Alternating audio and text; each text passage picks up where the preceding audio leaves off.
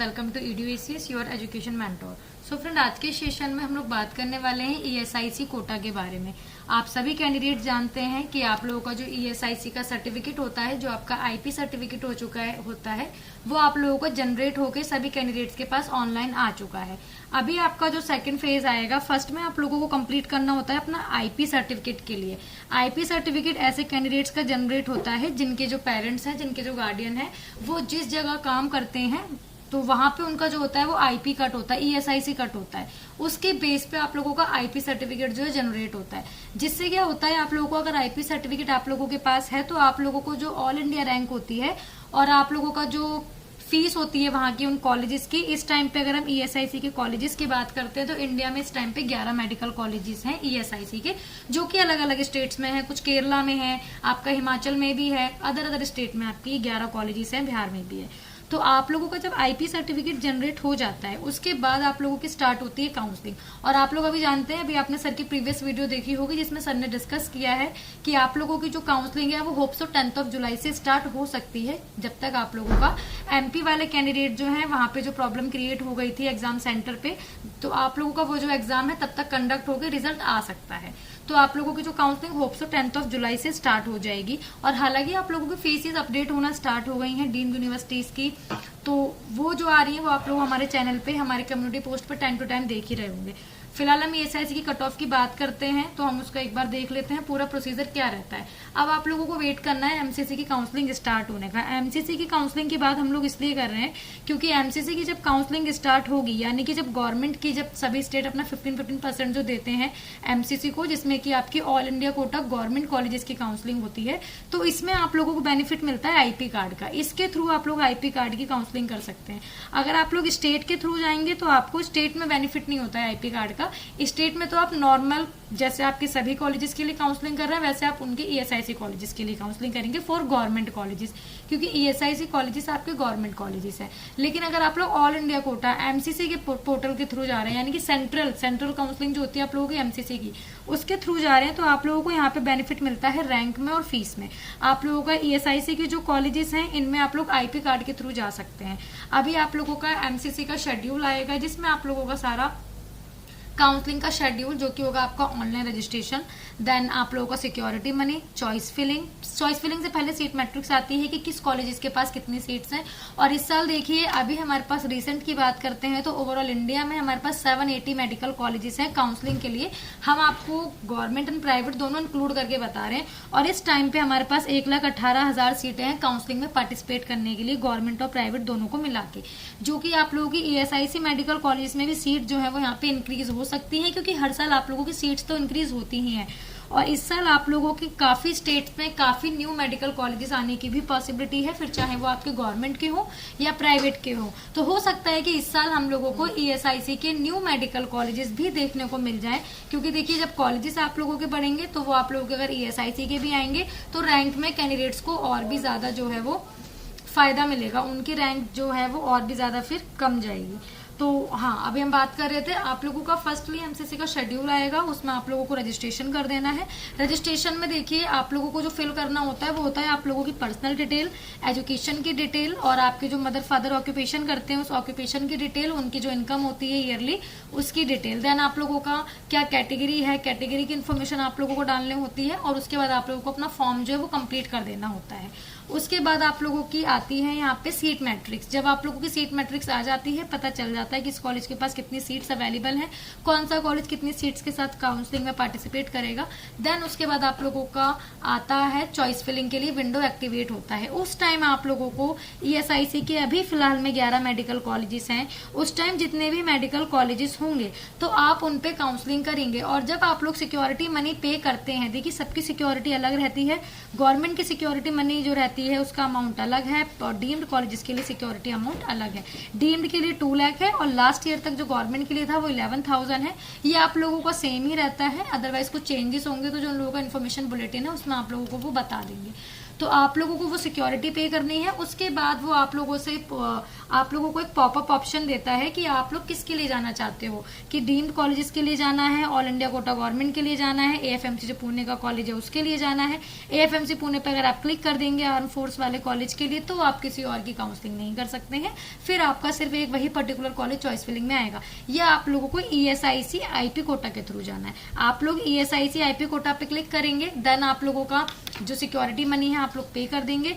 उसके बाद आप लोगों के वही कॉलेजेस आएंगे जो कॉलेजेस आपके ईएसआईसी के जितने कॉलेजेस उस टाइम पे अवेलेबल होंगे। तो अगर आप लोग ईएसआईसी कोटा के साथ साथ ऑल इंडिया कोटा गवर्नमेंट की, यानी कि सभी स्टेट का जो 15% देके एमसीसी ऑल इंडिया कोटा तैयार होता है, उसकी काउंसलिंग भी करना चाहते हैं, उसमें पार्टिसिपेट भी करना चाहते हैं, तो आप लोग इस चीज को कर सकते हैं। वहां पे आप लोग ऑल इंडिया कोटा गवर्नमेंट के लिए क्लिक कीजिएगा, एंड सेकेंडली आप लोग ऑब्वियसली आईपी कार्ड के थ्रू जा रहे हैं तो आईपी कार्ड पे तो आप लोग क्लिक करेंगे। उसके बाद आप लोगों का अमाउंट में कुछ भी डिफरेंस नहीं आएगा। ESIC IP quota and all India quota दोनों का अमाउंट सेम ही है। ऐसा नहीं है कि ऑल इंडिया कोटा का कुछ और अमाउंट है और आप ईएसआईसी के साथ ऑल इंडिया कोटा ऐड करेंगे तो कुछ अमाउंट आपका बढ़ जाएगा। दोनों का सेम ही अमाउंट है, अमाउंट में कुछ भी डिफरेंस नहीं है आप लोगों का। उसके बाद आप लोगों की चॉइस फिलिंग होगी, चॉइस फिलिंग कर देनी है। उसके बाद आप लोगों को रिजल्ट आता है, रिजल्ट से पता चलता है कि किसकी क्या कितनी रैंक गई है, किस कैटेगरी के लिए कौन सी रैंक पे जाके क्लोज हो गया है, सबसे लास्ट रैंक क्या रही है इस बार की, वो सारी चीजें पता चलती है राउंड 1 से। और फिर उसके बाद धीरे धीरे आप लोगों को आगे जब राउंड्स का रिजल्ट आता रहता है तो उससे और भी ज्यादा क्लैरिफिकेशन मिलती रहती है कि आपका जो टोटल ओवरऑल क्लोजिंग की हम बात करते हैं तो वो कहाँ तक जाके रुक जाएगी। तो आपको बस अभी कुछ नहीं करना है। हमारे पास काफी इस चीज को लेकर क्वेरी आ रही थी, ईएसआईसी के कफ अब जो है वो आईपी सर्टिफिकेट जनरेट हो गया, तो अभी क्या करना है, अभी कुछ भी नहीं करना है, सिर्फ वेट करना है। जब तक के लिए आप सभी कैंडिडेट्स एक चीज कर सकते हैं, जिनके डॉक्यूमेंट्स कुछ भी डॉक्यूमेंट, जैसे मान लीजिए आप लोग जब काउंसलिंग में पार्टिसिपेट करने जा रहे हैं तो आप लोगों के सारे डॉक्यूमेंट्स होने चाहिए। सारे डॉक्यूमेंट्स में होते हैं आपके पर्सनल डॉक्यूमेंट, जो कि आपके आइडेंटिटी के डॉक्यूमेंट होते हैं, जिसमें आपका आधार कार्ड हो गया। जो आधार कार्ड होता है वो मेन होता है, आप लोगों को आधार कार्ड आप लोगों को अपलोड भी करना होता है और at the time of joining आप लोगों को एज अ प्रूफ भी दिखाना होता है और कॉलेज में सबमिट भी करना होता है। देन एजुकेशन के डॉक्यूमेंट हो गए, एजुकेशन के डॉक्यूमेंट में 10th हो गया, 12th हो गया। 11th इतना मैंडेटरी नहीं है, लेकिन 11th आप लोगों के पास होना चाहिए। काफी कैंडिडेट्स के पास 11th का सर्टिफिकेट मार्कशीट नहीं होती है, तो आप लोग अपने कॉलेज से भी कलेक्ट कर सकते हैं अगर नहीं है तो। और गैप, अगर आप लोगों ने कुछ गैप लिया था, मान लीजिए 12th के बाद आपने 2 साल का गैप लिया है नीट का एग्जाम देने में, तो उस 2 साल के दौरान आप लोग क्या कर रहे थे वो आप लोगों को दिखाना होता है, जिसमें आप एक नॉर्मल 100 रुपीज के स्टाम्प पेपर पे करवा लेते हैं मेंशन कि हम जो है वो नीट की तैयारी कर रहे थे, इसलिए हम लोगों ने गैप लिया था। तो ये आप लोगों का यहाँ पे कंप्लीट हो जाता है गैप का सर्टिफिकेट। उसके बाद आपके एजुकेशन के डॉक्यूमेंट होगा। देन नीट का कंफर्मेशन पेज, कंफर्मेशन पेज जो है वो बहुत जरूरी है। आप लोगों ने डाउनलोड नहीं किया तो उसको डाउनलोड करके रखिए, क्योंकि at the time of joining काफी स्टेट्स में कंफर्मेशन पेज भी लगता है और कंफर्मेशन पेज अभी भी डाउनलोड हो रहा है। हमने अपने काफी वीडियोस में आपको प्रीवियस वीडियोस में बोला है कि कंफर्मेशन पेज नहीं है तो अभी डाउनलोड कर लें। देन नीट का स्कोर कार्ड हो गया, एडमिट कार्ड हो गया, ये आप लोगों के डॉक्यूमेंट्स हो गए। यही कुछ डॉक्यूमेंट्स है जो आप लोगों को लगता है। डोमिसाइल हो गया, कैटेगरी सर्टिफिकेट हो गया। अब आप लोग देखिए आईपी कोटा के थ्रू जा रहे हैं तो आपके पास आईपी सर्टिफिकेट तो है, लेकिन अगर आप लोगों की कैटेगरी एससी है, ईडब्ल्यूएस है, एसटी है, ओबीसी है, आप उसके थ्रू जा रहे हैं तो आप लोगों को, आप इस कैटेगरी से हैं, इसके लिए आप लोगों को इस कैटेगरी का सर्टिफिकेट दिखाना होगा। अगर आपके पास इन कैटेगरीज का सर्टिफिकेट नहीं होगा तो आपको आईपी कोटा का बेनिफिट मिलेगा, लेकिन जर्नल के थ्रू आप लोग जाएंगे। वहीं अगर आपके पास अपना कैटेगरी का भी सर्टिफिकेट होगा तो आप लोगों को आईपी कार्ड का बेनिफिट तो मिलेगा ही मिलेगा, साथ में आप लोगों को अपनी कैटेगरी का भी बेनिफिट मिलेगा।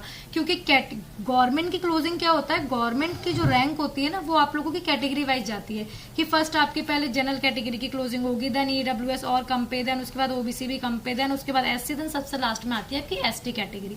तो आप लोग आईपी कार्ड के साथ साथ कोई आप लोगों की कैटेगरी बेनिफिट है तो कैटेगरी का सर्टिफिकेट बनवा लीजिए, डोमिसाइल बनवा लीजिए। डोमिसाइल के लिए हमारे पास काफी क्वेरी आती है कि मैम हमें डोमिसाइल चाहिए या नहीं चाहिए, हम तो बिहार के ईएसआईसी कॉलेज के लिए अप्लाई कर रहे हैं, कोई भी पर्टिकुलर गवर्नमेंट कॉलेज ले लीजिए कि मैम हम इसके लिए अप्लाई कर रहे हैं लेकिन रहने वाले तो हम यूपी के हैं, क्या हमें डोमिसाइल चाहिए होगा।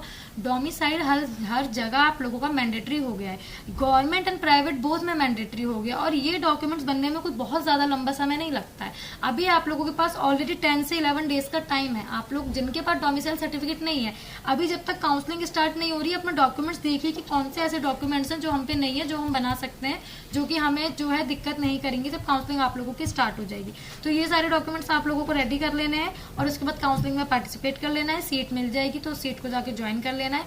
ज्वाइनिंग का प्रोसेस तो आप लोगों का इतना रहता है कि डीडी बना के ले जाना होता है, जो कॉलेज मिला है उस कॉलेज की वेबसाइट पे जाना होता है, वहां पे डिमांड ड्राफ्ट की डिटेल होती है, वो डिमांड ड्राफ्ट कॉलेज के नाम से बना के आप लोगों को ले जाना होता है। या गवर्नमेंट का तो देखिए फीस काफी कम होती है, तो आप लोग चेक बुक ले जा सकते हैं, अपने साथ कुछ एटीएम कार्ड्स कैरी कर सकते हैं, जो आप लोग जब जिस कॉलेज में अलॉटमेंट हुआ है तो वहां पे जब आप जाएंगे ज्वाइनिंग के लिए, तो उस टाइम पे जाके आप लोग एटीएम वगैरह के थ्रू जो होते हैं पैसे वगैरह वहां से निकाले कॉलेज में सबमिट कर सकते हैं। तो यही आप लोगों का इसका प्रोसेस रहता है। तो और बाकी अब हमने देखिए यहाँ पे ईएसआईसी का सब कुछ डिस्कस कर लिया कि कितना क्या कट ऑफ रहता है, कितना क्या प्रोसेस रहता है, कितनी क्या सीट्स आप लोगों की बढ़ सकती है, नए कॉलेज आ सकते हैं, वो सब हमने डिस्कस कर लिया है। अब हम लोग बात कर लेते हैं एक बार कट ऑफ का कि कट ऑफ का आपका सिनेरियो क्या रहेगा, इस बार का क्या रह सकता है। लास्ट ईयर का तो आप लोग जानते हैं, जो जनरल कैटेगरी क्लोज हुआ था वो 51,568 पे और 623 स्कोर थे उस टाइम पे जो आप लोगों की क्लोजिंग हुई थी। इस बार भी आप लोगों का जो देखिए रैंक से बात करें, इस बार के स्कोर में काफी ज्यादा फर्क आया है। लास्ट ईयर 51,000 पे जो रैंक बन रही थी, इस साल 51,000 पे वो रैंक बिल्कुल भी नहीं है। तो इस बार भी जो आप लोगों की क्लोजिंग जा सकती है 51,600 तक जा सकती है। और ओबीसी कैटेगरी लास्ट ईयर जो क्लोज हो गया था वो 53,000 पे क्लोज हो गया था, इस साल 53,400 तक क्लोजिंग जा सकती है, स्कोर में लेकिन डिफरेंस आएगा। एससी कैटेगरी जो है, एससी कैटेगरी 2,20,771 पे क्लोज हुआ था, जो कि 481 स्कोर था। इस बार जो एक्सपेक्टेड है आपका 2,22,820 तक जा सकता है। इस पे आपका स्कोर जो बन सकता है कैंडिडेट्स का वो बन सकता है 390 से लेके अंडर 400 तक आप लोगों के स्कोर जो है वो इसमें बन जाएंगे। एसटी कैटेगरी का जो लास्ट ईयर था वो 5,89,325 था, इस बार भी आप लोगों का 5,89,000 तक जाने की जो है वो हो सकता है कि आप लोगों की क्लोजिंग चली जाए, लेकिन स्कोर में डिफरेंस आएगा। ईडब्ल्यूएस कैटेगरी, यस ये यूआर है, ईडब्ल्यूएस है, ओबीसी है, ये ऊपर की कैटेगरीज होती हैं, तो इनमें बहुत ज्यादा फर्क देखने को नहीं मिलता है रैंक में। एससी एसटी कैटेगरीज जो होती हैं वो लाख में उनकी क्लोजिंग होती है, अदरवाइज जो यूआर ईडब्ल्यूएस ओबीसी कैटेगरी तो 1000 वाली कैटेगरीज में आके ही क्लोज हो जाती हैं। तो यही आप लोगों को समझाने के लिए कि अभी आप लोगों को जो काउंसलिंग का अपडेट है जैसे जैसा आता जाएगा वैसे वैसे आप लोगों को टीम ईडब्ल्यूएस के थ्रू हमारे चैनल्स पे अपडेट कर दिया जाएगा। हमारे कम्युनिटी पोस्ट पे हम लोग सारी चीजें अपडेट करते हैं, जिससे कैंडिडेट जो है उनको सारी चीजें टाइम टू टाइम मिलता रहे। हमारा चैनल काफी सालों से सारी डिटेल जो है वो टाइम टू टाइम कैंडिडेट्स को दे रहा है। उसके बाद भी कुछ कंफ्यूजन है, समझ नहीं आ रहा है, कुछ क्वेरी है, तो डिस्क्रिप्शन बॉक्स में जो नंबर है आप उन पर कॉल कर सकते हैं।